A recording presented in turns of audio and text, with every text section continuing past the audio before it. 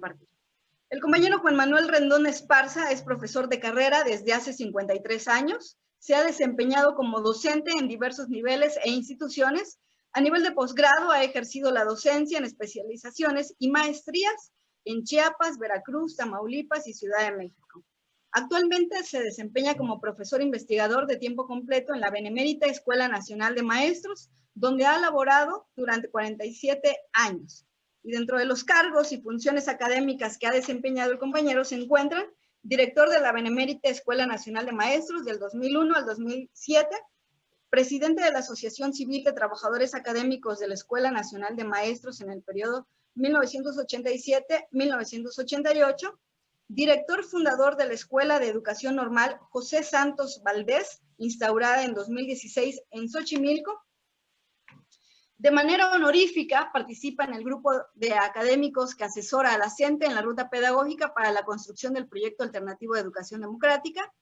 Entre sus publicaciones destacan la reforma de la educación normal y el desmantelamiento de las normales hacia la transformación del maestro emancipador, retos y perspectivas, el debate sobre las escuelas normales en el marco de la reforma educativa, la reforma educativa y la formación docente inicial, nuevas tensiones, viejas pretensiones, en el libro Reforma sin futuro y resistencia magisterial y popular, por mencionar algunos.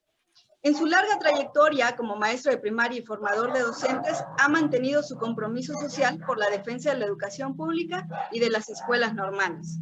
El maestro Juan Manuel Rendón nos presenta la ponencia. ¿Qué escenarios enfrentarán las escuelas públicas de nuestro país ante la nueva normalidad por el COVID-19? Adelante, maestro, lo escuchamos. Pedimos a los compañeros ponentes si pueden apagar su audio para que podamos escuchar únicamente el audio del compañero Juan Manuel y así vamos a estar trabajando con los demás compañeros. Entonces, maestro, le cedemos el espacio para que nos pueda compartir sus reflexiones. Gracias. Muchas gracias, Wendy. Quiero iniciar agradeciendo la invitación que me hace la Comisión de Educación y Cultura de la sección 40 de la CENTE, y al mismo tiempo envío un saludo fraternal y cordial a toda la Asamblea Estatal Democrática, que en esta ocasión está reunida de manera virtual. Y bueno, es la primera vez que también lo hacemos de manera virtual allá por Chiapas, ¿no? En mi exposición voy a tratar de abordar de manera sintética 3 cuestiones. La primera de ellas, contextualizar la pandemia, es decir, en qué contexto se inscribe la pandemia. Una segunda cuestión que también la abordaré de manera sucinta, en torno a los escenarios en los que se ha desarrollado la acción pedagógica durante el confinamiento y las fuerzas que han impreso el verdadero sentido y significado de dicha acción.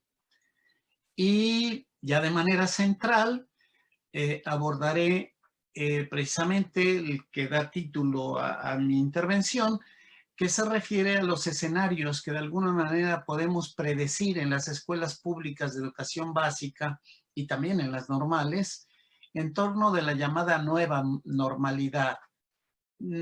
También me parece que es indispensable, junto con los escenarios, tratar de ver cuáles son las tensiones, algunas, las principales de las tensiones que están y estarán presentes, y cuál será el desafío principal para el magisterio democrático. Bien, dicho esto, entonces paso al primer punto de manera, repito, muy sintética. Realmente, como diría nuestra gran amiga Teresita Garduño, la pandemia es un fenómeno, es el fenómeno más impactante a escala global que hemos tenido pues, prácticamente desde la Segunda Guerra Mundial, ¿no? Y que ciertamente no vivimos, no sentimos, y que eso nos deja convencidos de que no tendremos un mundo igual. No seremos los mismos después de esto, pero lo que habrá que preguntarnos es qué haremos, ¿no? 2 cuestiones hay que dejar sentadas. Una, esta pandemia no es sino el resultado de la ruptura del equilibrio del medio ambiente que ha producido el capitalismo en su expresión más salvaje, es decir, más inhumana, el neoliberalismo. Y 2, que el COVID-19 realmente recrudeció las crisis del sistema mundial capitalista y de toda esta escuela neoliberal, y evidenció obviamente su incapacidad para enfrentar y resolver los problemas del planeta, para salvar todo el espacio, el ecosistema y todas sus formas de vida. En ese sentido, quisiéramos precisar que cuando hablamos de crisis lo hacemos desde una perspectiva gramsciana, en el sentido de un espacio-tiempo en el que algo no acaba de morir y algo no acaba de nacer. Esto, obviamente, esta crisis, diría Rigal, supone un desafío intelectual y para los intelectuales. Y los maestros tenemos que asumirnos y actuar como tales para pensar, para reinventar, para construir el futuro. En ese sentido, entonces, tendríamos que también, de alguna manera, caracterizar lo que, aunque sea de manera muy sucinta, cómo se ha caracterizado la política educativa de la 4T. Como premisa para poder entender, que no justificar, las líneas estratégicas que oficialmente emergieron durante el confinamiento. No vamos a hablar tanto ya ahorita de la reforma educativa, todos lo conocemos, pero lo que sí es cierto es que con la llegada de la llamada 4T, lo que fue un factor que impulsó mucho y constituyó un apoyo importante del magisterio fue precisamente la oferta de cancelar, de echar abajo la reforma educativa de Peña Nieto. Y bueno, lo que llega con la 4T, realmente algunos le hemos llamado gatopardismo, porque el concepto de calidad desapareció ciertamente del discurso educativo, pero apareció el de excelencia, con el mismo significado meritocrático y excluyente. Con esa entonces retórica basada en la educación integral y multidimensional, en la práctica se ha convertido en un currículum fragmentado que conserva de manera aislada a las asignaturas existentes y que además se cruza por lo cognitivo, el desarrollo físico, emocional, además de lo cívico, lo moral, lo estético. Y ahora hay que agregarle vida saludable, nutrición, civismo y ética, más lo que se agregue esta semana, dirían algunos, ¿no? En este contexto, entonces,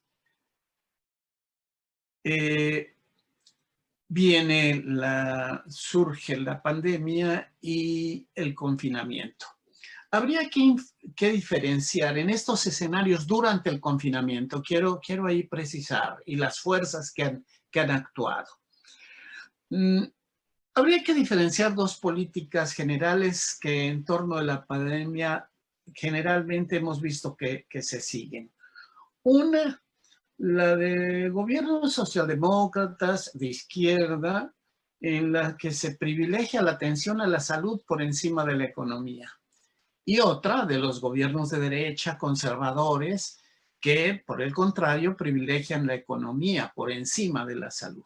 En este sentido, hay que reconocer que el confinamiento ordenado por el gobierno mexicano, bueno, con el solo hecho de poner al frente a la Secretaría de Salud, responde a la primera de las políticas. Eso habría que reconocer, aunque las grandes presiones y desacatos del sector empresarial han llevado a hacer rejuegos y a recular en ciertas medidas. Son estas presiones las que han hecho eso. Sin embargo, en el contexto educativo, tendríamos que reconocer que ahí la Secretaría de Educación Pública fue incapaz de prever los alcances y el impacto de la pandemia. La SEP no solo reaccionó tardíamente, sino que lo hizo de manera ambigua, temerosa. Sin embargo, una vez que definió cómo actuar, lo hizo en forma equívoca y contradictoria al propio discurso de la escuela, de la nueva escuela mexicana.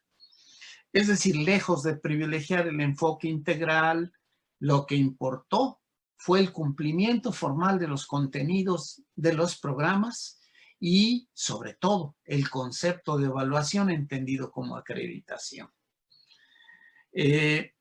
Así las cosas, entonces, en este confinamiento, no voy a hablar ya tanto, creo que todos sabemos muy bien todo lo que ha tenido esto de Aprende en Casa, pero quisiera recobrar algo que nuestro compañero Guaboites planteó hace poco, ¿no?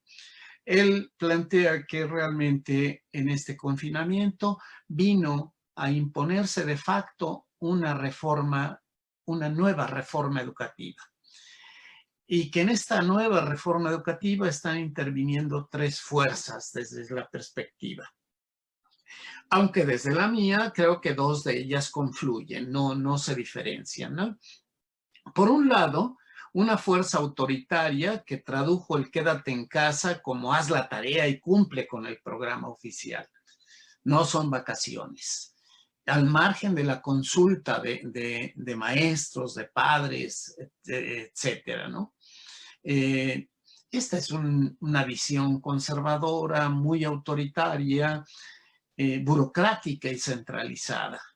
Desde la perspectiva de Boites, esta fue una vuelta al pasado conservadurista de los años 40.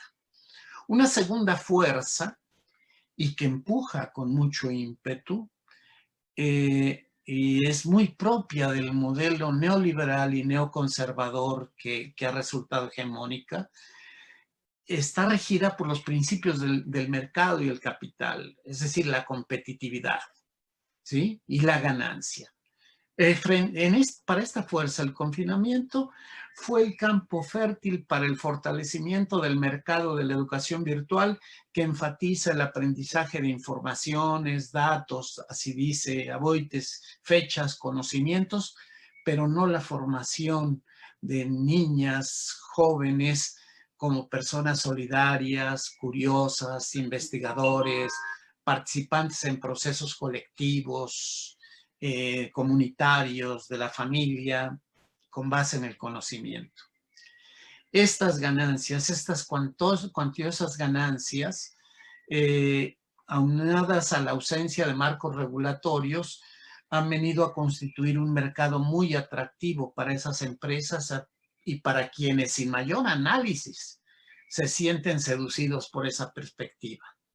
No en balde, esas corporaciones están pensando cómo conservar el territorio ahora conquistado, qué ofertas hay que hacer, de qué manera hay que presionar políticamente, que no creo que requieran muchas presiones nuestro secretario de Educación para hacer ese tipo de acuerdos, ¿no? Bueno, en este sentido, estas dos fuerzas han venido, y no son excluyentes, sino yo hasta diría complementarias. Y finalmente, Hugo Boites nos dice que en este confinamiento hay una tercera fuerza, que es la que corresponde a la acción cotidiana de los maestros que han ejercido en cierta forma resistencia, que se han opuesto a estas dos formas, que han generado importantes, no solo los maestros, estudiantes, etcétera, y han generado importantes espacios de análisis, de problematización, de reflexión sobre los mismos medios, utilizando los medios, ¿sí? Entonces, esta fuerza, aunada también a un buen número de maestros que con toda su iniciativa buscaron, encontraron los recursos, las formas para ir a buscar a sus alumnos, a sus hogares, poniendo de su bolsa, que no quiero decir que esté bien, pero esa fuerza de alguna manera se constituye en una importante resistencia que debemos retomar. Hasta aquí entonces hablé del confinamiento para meterme de lleno a lo que son los posibles escenarios. Quiero decir que habría que precisar también, aunque no voy a extenderme en ello, a ver qué se entiende por normalidad, qué se entiende por nueva normalidad. El discurso oficial ha acuñado el concepto imponiendo que todos aceptamos que significa, además con el adjetivo de nueva, significa normalidad como lo normal o como norma, como regla, ¿no?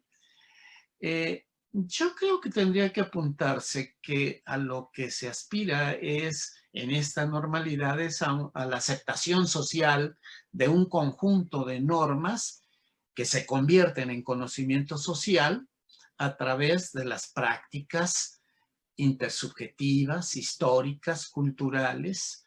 El ejemplo es el lavado de manos, ¿no? O sea, con base en las prácticas sociales se va conformando una nueva cultura o una cultura, se incorpora a la cultura algo que tiene en cierto sentido el significado de norma, de regla, y que se convierte en lo normal, ¿no? Bueno, decía yo que voy a abordar escenarios, tensiones y desafíos. Para ello es necesario reconocer que la educación, el sistema educativo, siguiendo un poco a Bourdieu, está conformado por fuerzas hegemónicas, pero también por fuerzas contrahegemónicas, que tienen sus propios intereses, que tienen sus propósitos. Y por ello es que a partir de ello tenemos que por lo menos centrar nuestra atención en dos preguntas, que en realidad son una misma. ¿Educar para qué? ¿Y cuál es la función social de la escuela? Para ambas preguntas nosotros respondemos que la tarea central de la educación y la escuela es formar para una ciudadanía. Pero ahí es donde tenemos que preguntarnos qué tipo de ciudadanía. Obviamente, el magisterio democrático, la CENTE, lo que responde es buscamos formar una ciudadanía emancipada, emancipadora, y para una ciudadanía altamente participativa, profundamente solidaria y humanista, con pensamiento complejo, crítico, científico, histórico, estético, con una disciplina autónoma y autorregulada y capaz de trabajar de manera colaborativa, consciente de su acción en el medio ambiente y de la salud, entre otras muchas cuestiones. Es cierto, la pandemia hizo emerger, hablando de ciudadanía, hizo emerger todo lo malo y todo lo bueno. Lo mismo encontramos gente solidaria, consciente, que cuidan de sí mismos y al mismo tiempo de los demás, pero también vimos y vemos a los escépticos que actúan desafiando no las normas del confinamiento, pues esto supone obediencia, sino las propias leyes luego de la naturaleza, ¿no? En ese sentido, con estas premisas, voy a abordar varios escenarios y no los voy a describir mucho. Quiero anticipar que cuando hablo de escenarios no significa que uno excluye al otro. Pueden darse superposiciones, interfaces incluso, en las que la palabra convivencia no es tan atinada, quizá porque hay lucha, esta lucha entre lo hegemónico y lo contrahegemónico. Un primer escenario que, para no hablar del número de alumnos, sino en términos muy generales, yo diría que un primer escenario le he llamado el escenario del escepticismo. Desde mi punto de vista inviable, en este escenario no pasa nada. La nueva normalidad se adecua a la que ya existía, a lo sumo imprimiéndole cambios intrascendentes. Diría que este escenario es explicado por el cantautor Silvio Rodríguez, cubano, cuando dijo, la verdad no creo que vaya a cambiar mucho el mundo, ¿eh? Vamos a tratar de volver a ser nosotros para bien o para mal. Ya estamos mal acostumbrados y mal hechos. Ya hay muchos intereses con poder. Sí creo que es posible que todo esto nos ayude a reflexionar sobre la libertad y la transparencia. Yo creo que habrá quizá también una parte que diga, bueno, vamos a a hacer algunos cambios, pero todo sigue igual, ¿no? Ese es el escenario del escepticismo. Viene un segundo escenario, que es el escenario del gatopardismo, que todo cambie para que todo siga igual. Este escenario, desde mi punto de vista, está conformado por acciones que su propósito es refuncionalizar la escuela, acentuando los principios bajo los que venía actuando, pero con una vuelta de tuerca. En ese sentido, la organización escolar prevalece el autoritarismo disfrazado con ciertas formas discursivas de participación, el consejo técnico, los comités participativos, pero con su carga vertical autoritaria. Y sobre todo de vigilancia sobre los maestros, de explotación laboral, de mantenerlos con esa carga. Obviamente con una carga administrativa, ahora aumentada con más protocolos y mayor responsabilidad y tareas para los maestros. Tendrán que vigilar y controlar todos los maestros, todo, ¿sí? En lo pedagógico, creo que este escenario da prevalencia sobre todo de la evaluación con un sentido de acreditación y vigilancia hacia los maestros. Ya en el propio confinamiento, recuerden que el énfasis era las evidencias, porque habrá acreditación, habrá evaluación, se van a cumplir, etcétera, ¿no? También creo que prevalecerá una mayor fragmentación de los contenidos escolares, acotados además por los tiempos escolares, lo que va a producir un obligado tratamiento burocrático de los mismos, ¿sí? Determinado por los horarios. O sea, a esto que decía, que a cada materia ahora se le suman más y se le suman más, pero sin ningún sentido integrador. Lo que está produciendo es un enorme aparato burocrático y que el maestro simule que está abordándolos todos, ¿sí? Con esto viene entonces el aumento y la rigidez en las formas de la organización social de la escuela y el aula. La distancia social en el aula, en el recreo y en todos los actos escolares van a pautar la organización social. En fin, la burocratización y la rigidización de todos los componentes de la vida escolar.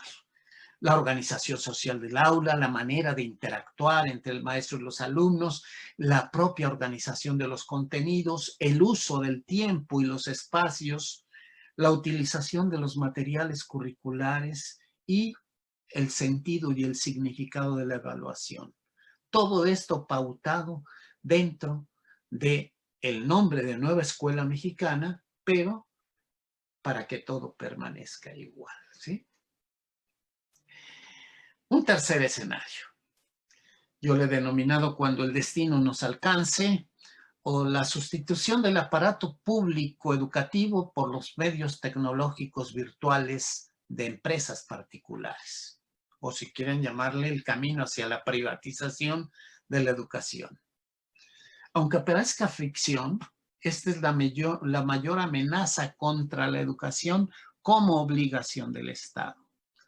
Desde hace 30 años más o menos, grandes empresas transnacionales crearon el mercado de la educación y con ello crearon clientes obligados, prisioneros, diría Puigros, ¿no?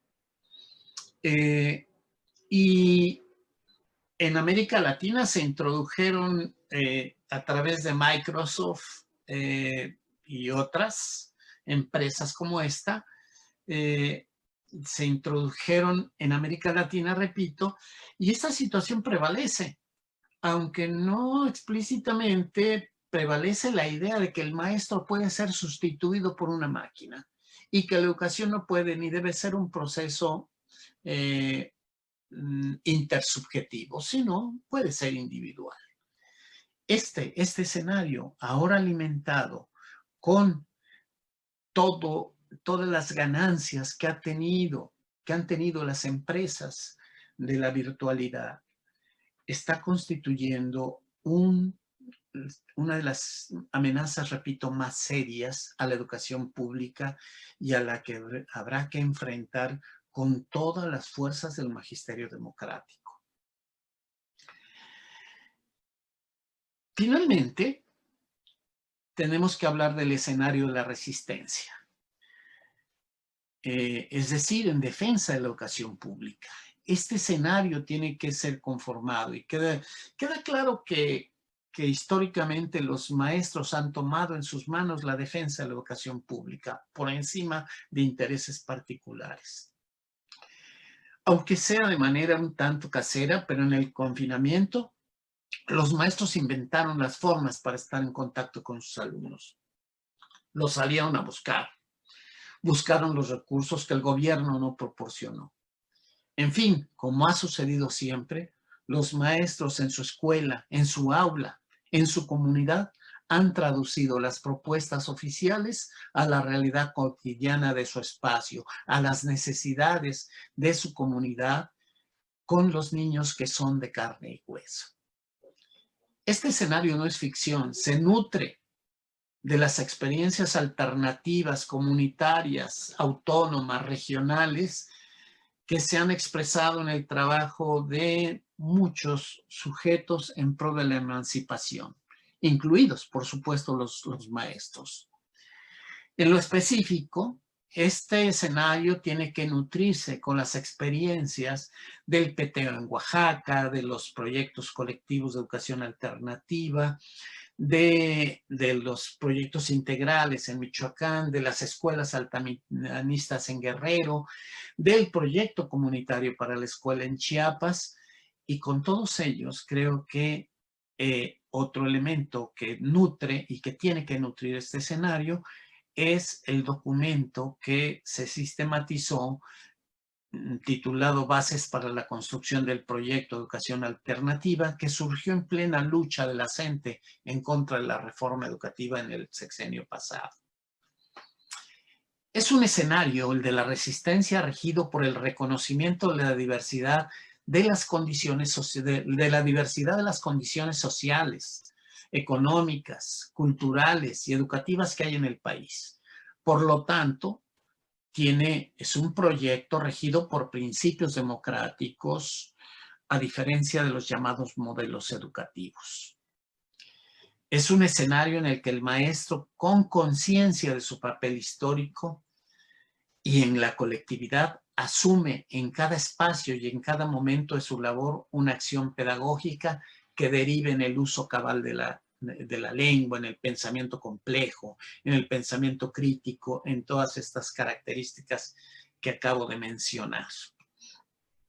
El principal desafío para el magisterio democrático en el terreno pedagógico, para no hablar ahorita de otros aspectos que seguramente va a abordar Tatiana y los colegas, es fundamentalmente impulsar de manera congruente una educación que responda en lo ético, en lo político, en lo epistemológico, a la formación de sujetos históricos, críticos, emancipados.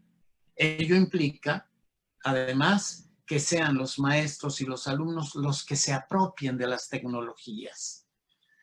Y no al revés, o sea, lo que queremos no es que las tecnologías se apropien del maestro y de los alumnos, sino que sean estos los que se apropien y las usen sin perder de vista sus alcances, sus limitaciones, ¿sí?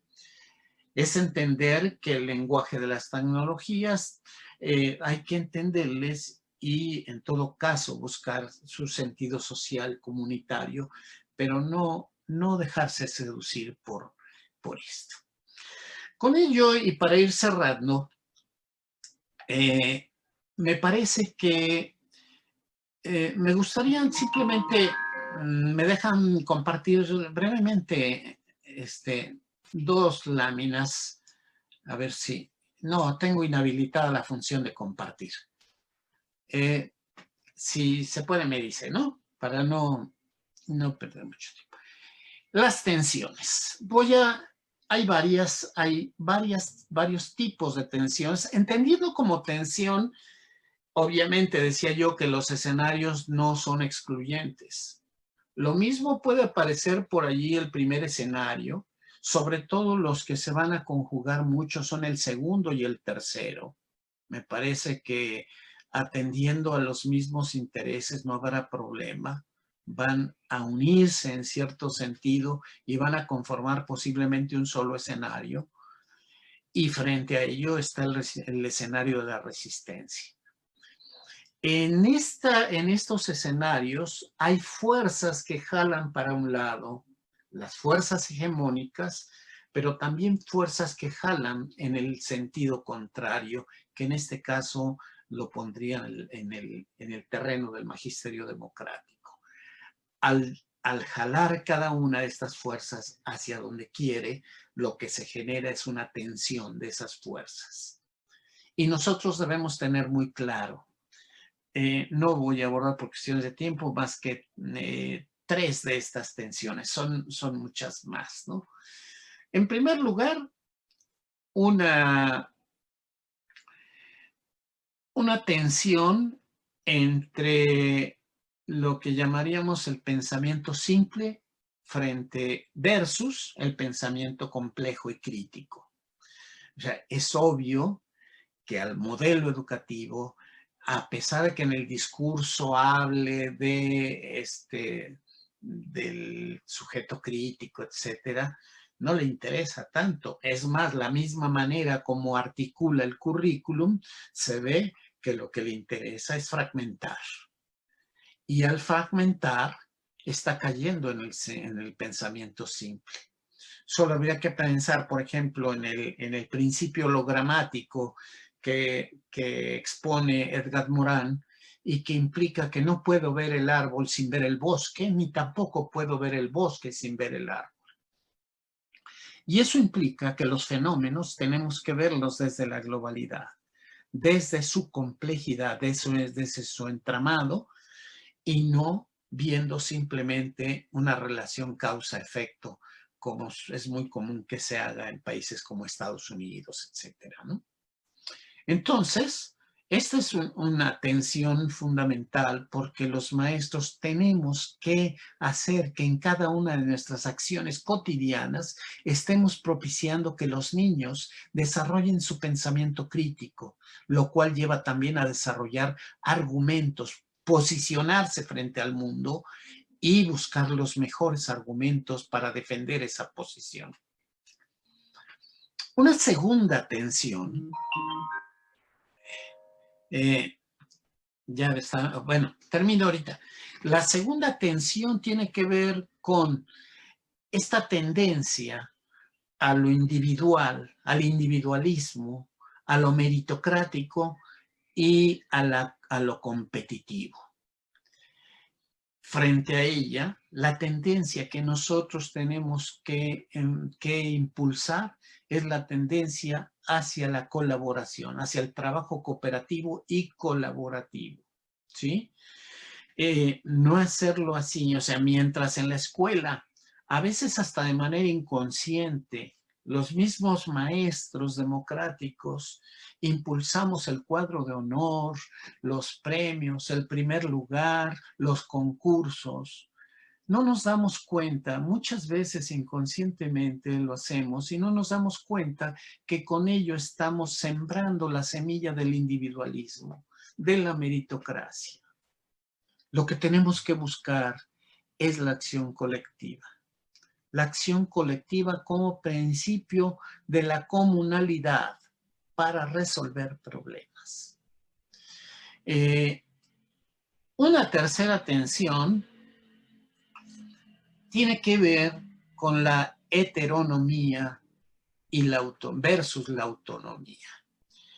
A un sistema vertical y autoritario, por supuesto, que no le conviene la autonomía, aunque en su discurso de la nueva escuela se hable de ello. Si nosotros revisamos la autonomía curricular, es un pequeño espacio confinado para que las escuelas determinen, pero no más allá. O sea, no se vale meterse con todo lo demás. De tal manera que en la propia escuela nosotros vamos propiciando también a través de acciones particulares, cotidianas, una disciplina que se impone de arriba hacia abajo por el de mayor jerarquía al que menos poder tiene. Y eso es la heteronomía, porque impide que el propio sujeto tome decisiones, participe en la toma colectiva de decisiones. Frente a ello, lo que tenemos que impulsar es una disciplina autónoma en la que, por ejemplo, los problemas se resuelven entre todos. La asamblea escolar es una de las principales estrategias que permite que la participación, el compromiso y la responsabilidad sean los factores a partir de los cuales los niños, los jóvenes, vean los problemas, los analicen y planteen soluciones para los mismos. En ese sentido, entonces, ahora sí voy a... No, son 2 laminitas nada más que quiero que... No, sigue estando inhabilitada, me parece. Ok. Y con esto quiero ir cerrando. En realidad, las láminas que quería presentarles, una habla de lo que constituiría un modelo reproductor y los factores que ayudan a que se reproduzca y que tengamos la sociedad pasiva. Y la otra que le llamé en un momento determinado modelo transformador. Con ellas entonces cierro mi participación diciendo cuál es el principal desafío. Creo que hay muchos desafíos, ¿eh? Y lo tenemos que tratar así porque no vamos a hablar del desafío de la SEP. Ellos que resuelvan sus desafíos, ¿no? Nosotros les criticaremos lo que no hacen o lo que hacen mal.